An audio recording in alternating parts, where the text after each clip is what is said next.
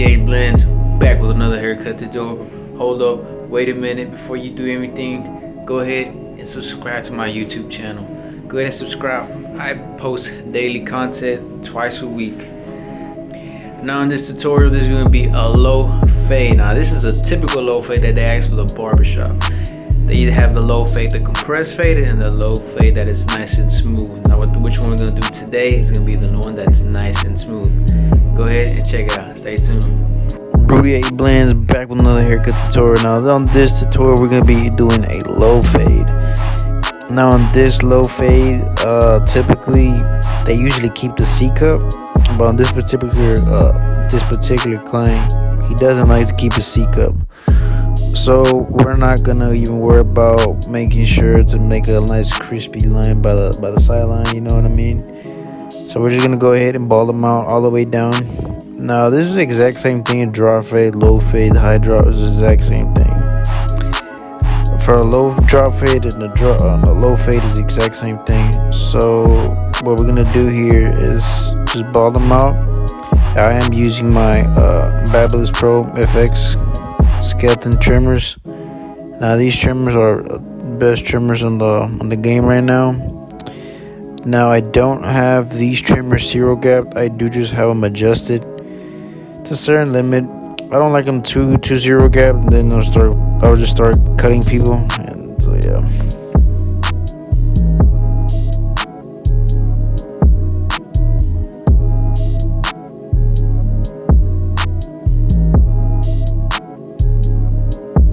Now we're going to be using our Barber's foil shaver.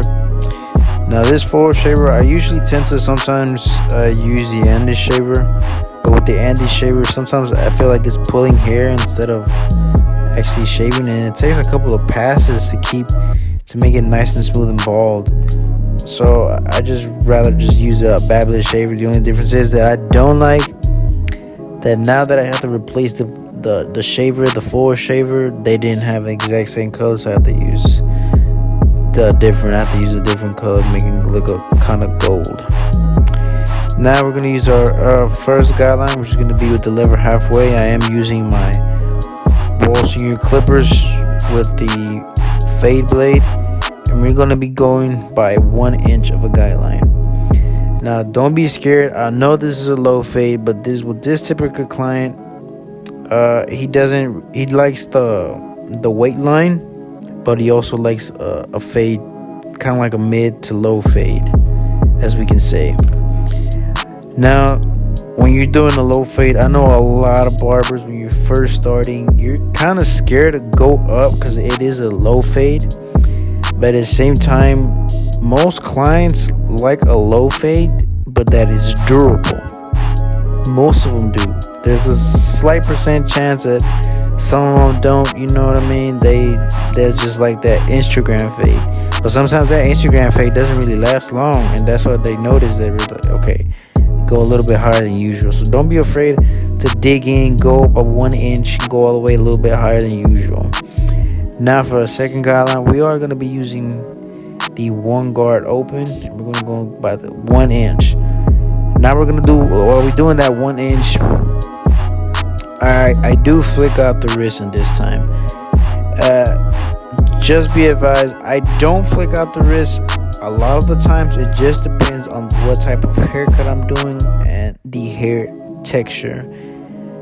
By what I mean by that is, if I was doing a compressed tight fade, a low fade compressed tight fade, like that Instagram fade you're talking about, now those fades I don't typically flick out the wrist.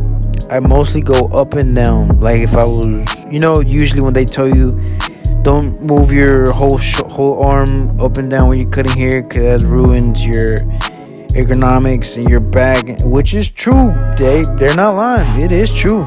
You ruin your back most of the time.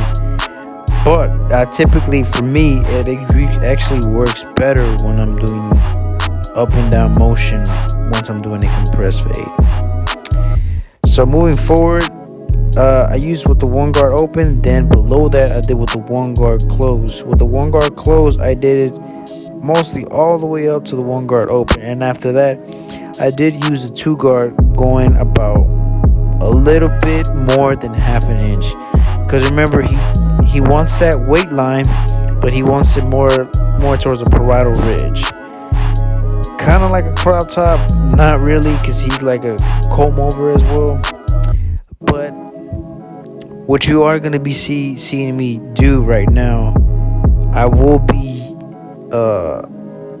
freehanding this. So right now it'll look like a chili bowl, and then boom, I just used the blade of the heel and went straight up. Now this, I was just taking out weight, pretending like I was doing clipper over comb. You know, it's another technique that you take out hair quicker, more efficient, and you just knock out bulk instantly. Now some people be like, hey, why didn't you just do that in the beginning, just take out the bulk? Well, it's just personal preference. Sometimes I feel like it's wasting time, sometimes I don't. It really just depends. Now this typical client, I have cut him up, quite some time, so I just go straight ahead. But if it was a newbie, then I was straight up slap the number 2 guard open and just go against the grain. I did have a bad experience with I had a client that wanted a taper, and he had a cowlick on the back, but not even that low. It was pretty high, the cowlick, and I was pretty shocked how he had it that high in the cowlick. So ever since then, I was like, you know what, I'm just slap the number 2 guard always, and just go from there. If they have cowlicks that I missed, boom, it wouldn't look as short as it would be. Now after that, we're going to be doing the fading process. Remember, when we're fading, we're using the corners. So on this, right now on this step, I am using the 1/2 guard with the lever open and then close. Now that I'm doing with the lever open and close, I am using 2 to 3 teeth of the blade. And now remember, you can go to YouTube, go all the YouTube channels, buy all the courses that you want. They'll teach you the fading techniques. But at the end of the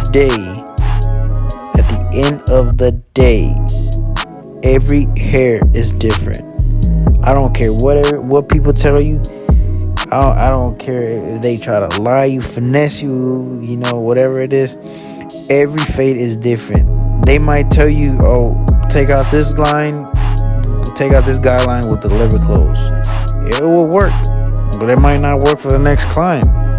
Sometimes you have to sometimes you have to go with the trimmers and just try to take out the line, or with the shavers and got to take out the line. It really just depends. They can teach you the fading techniques, but at the end of the day, as a barber, that's when your skills come in, and that's when your experience and your craft comes in. So just don't be afraid to do. You're gonna have to mess up eventually, and then that's where you learn. You learn from your mistakes.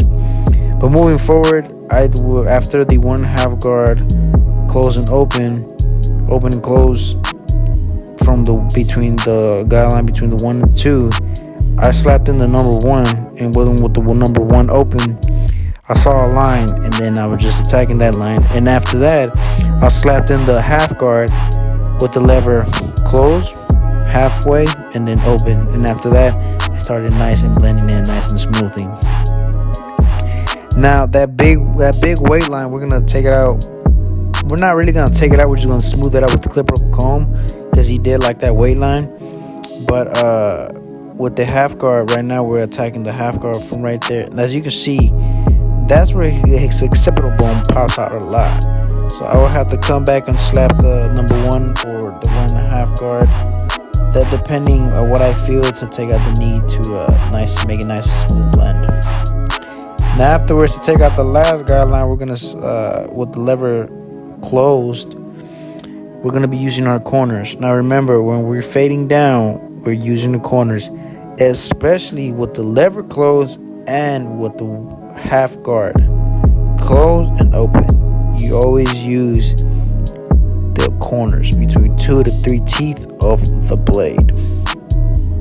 Now on this last step, you typically want to take your time. Sometimes you might be going, I remember when I was first starting,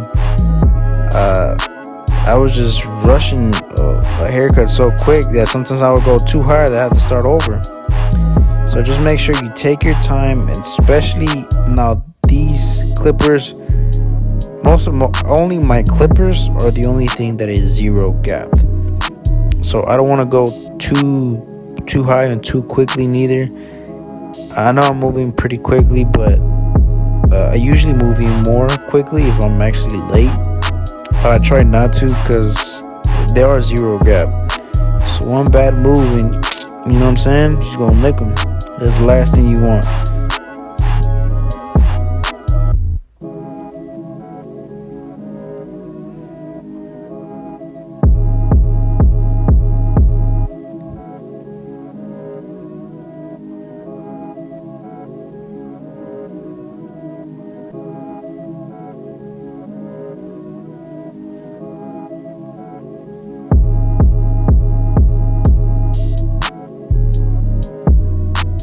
We're gonna go ahead and do clipper over comb.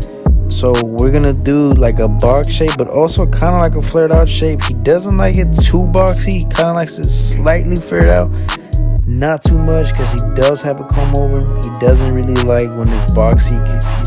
You know, it's just his personal preference. Now, when you're doing clipper over comb, I would say if you can get your hands on with the Utsumi comb. I accidentally broke mine, so I had to use this comb.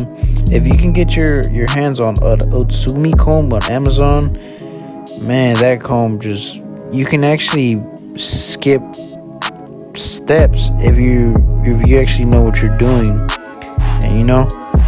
So what you want to do when you're doing clipper over comb. So at the bottom of the comb, that's where you want to look. That should be your guideline. So at the bottom of the comb, that should be your guideline. So what I mean, so when you dig in on the comb, when you flare it out, you're gonna look at the bottom hairs that you see from the comb. So that's what you want to cut. If you don't see nothing from below that comb, but you see hairs above that comb, then that's what you want to cut. You want to cut all of them hairs to make it nice and square, or depending whatever shape. I know how some clients do like it round, so it just whatever the client just likes. So now I came back with my Babyliss clipper. Now on this clipper, I do have the clipper with the taper blade, and I slapped in the 1.5 guard. So I'm mostly using the corners, using corner cutting technique, and just doing as much as possible. I feel like it looked too much of a weight line, so that's why I slapped in the 1.5 guard in and just try to fade, not too much of a weight line. I know a weight line's supposed to look, kind of like a chili bowl, but to me it looked a little bit too much of a chili bowl. So I feel like I just try to smooth it out as much as possible, while keeping the weight line.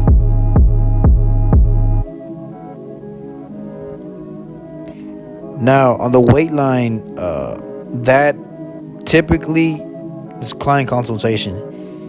I know some clients don't like the weight line whatsoever. They think, automatically, boom, man, you gave me your whole chili bowl, you know what I'm saying?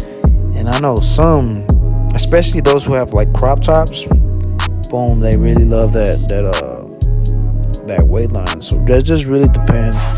Don't let other people fool you, just because one didn't like it, that don't mean all of them gonna like it. It just depends who sits in your chair. Whoever sits in your chair, you try to please them as much as possible. So for me, sometimes when I finish with the fading steps, I'll be like, man, this is clean, you know what I'm saying? I don't need to do nothing else. But then when I turn around and look at the mirror, I'm like, damn, that's a big old line, you know what I'm saying? So just make sure you're always looking at the mirror, looking back, and just keep playing with the mirror until you see a nice smooth fade. But then at the end of the result, it's gonna look like this. Boom. This is Rudy A Blends. I hope this video helped you out. Go ahead and like, comment, and subscribe. If you don't like it, hey man, put dislike. You know what I'm saying? Roast me on the comments, bro. Tell me what I gotta get better. Alright, y'all stay blessed.